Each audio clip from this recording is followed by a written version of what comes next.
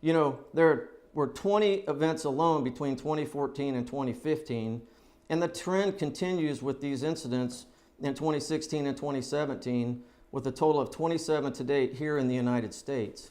I also read in another article that worldwide there's been 918 Islamic terrorist attacks in 46 countries across the world. And in those attacks, 6,000 plus people perished because of that, where another 7,000 were injured or maimed in some way, shape, or form. That is an epidemic, and it's coming to America. You know, there's some other notable facts that come out of this, and one of them is the fact that the majority of these shooters here in the U.S. are young males.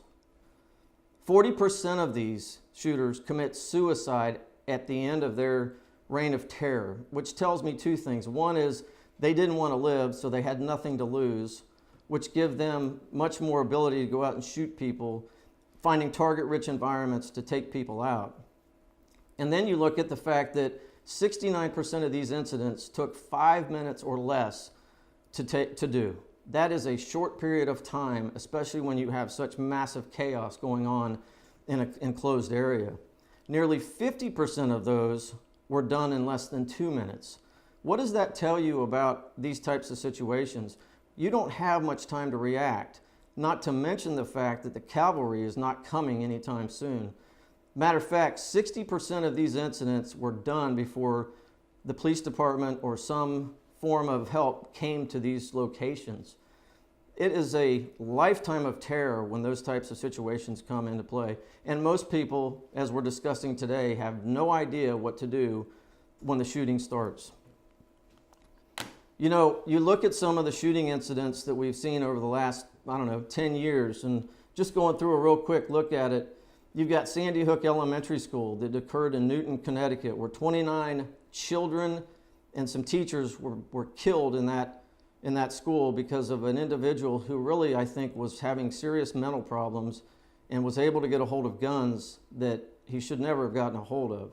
You look at Fort Hood, Texas, where Major Hassan shot 45 people, killing 13 of them. And on his card, he said, a messenger of God or a warrior of God.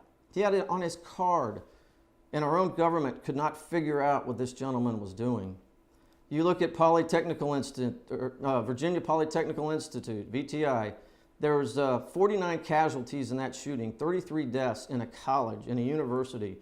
Kids don't go to school to die, they go to school to learn. Although in this day and age with the way the schools are going, I'm not sure that they should be there. They should be learning something other than that.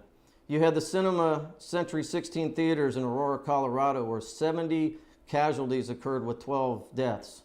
And then you have the Pulse nightclub in Orlando, Florida, which is my hometown, 102 casualties with 49 dead.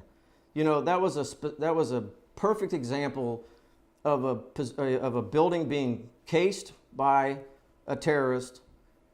He built his plan around that. He went in there and he annihilated those people.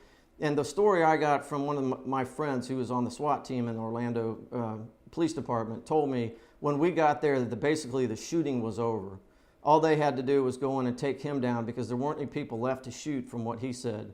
Matter of fact, he said that this gentleman went from person to person, shooting them as they lay on the floor. Some of them begging for their lives as he shot them in the head or shot them in the chest. These people don't care. They do not care about you. They do not care about me. They will kill, at the drop of a hat. And then you have the latest one, which is Mandalay Bay Hotel in Las Vegas, 450 casualties with 58 dead. I would argue that if some of these people had learned or knew what we're about to talk about today, they might have survived. Now, having said that, I don't want to create a stir over that, but it's a sad state of affairs when these people are dying like that. So let's talk a little bit about an active shooter situation. Active shooter situations are very, very difficult to get your head around when you're in the middle of them. You and I, as human beings, we operate on visual knowledge. What we see going on, that gives us information and we respond to that information. A lot of times in an active shooter situation, you may not be the first one to come into contact with the shooter. You may be in a back room, you may be in the kitchen, you may be in an office, doing something, and all you hear is shots fired. And shots fired inside of a building are very, very different from shots fired outside of a building. When you shoot a firearm in a building, the echo is such that it travels through the hallways, and it can be very misleading as to really where the shots are coming from. So your first instinct is to say, okay, where's the shot coming from? Well, in the midst of that, you're also hearing screaming. You may have somebody that's been fatally wounded who's crying for help. There's a lot of chaos that goes into that. So then you start thinking, okay, what do I do? I'm stuck in this room. And then you have this knowledge gap. You know, is this person bigger than me? Is this person stronger than me? What kind of weapon is he carrying? You know, is it a handgun? Is it a long gun? And that matters, and you'll understand why later. Can I get close to them? Is there something I can do to stop them? Can I find cover and concealment? You know, Jason talked a little bit about cover and concealment, and we'll talk more about that. That's a very, very, very critical piece of knowledge that you need in this type of situation. Concealment is not going to necessarily protect you from the impact of a bullet. You know, I love watching these Hollywood movies where you have these guys and they're shooting through the middle of a door, and yet the guy's leaning against the wall right next to the door, and they don't think to shoot through a wall. A bullet goes through gypsum drywall just as easily as it goes through an open door. There's really not a lot to protect you there. But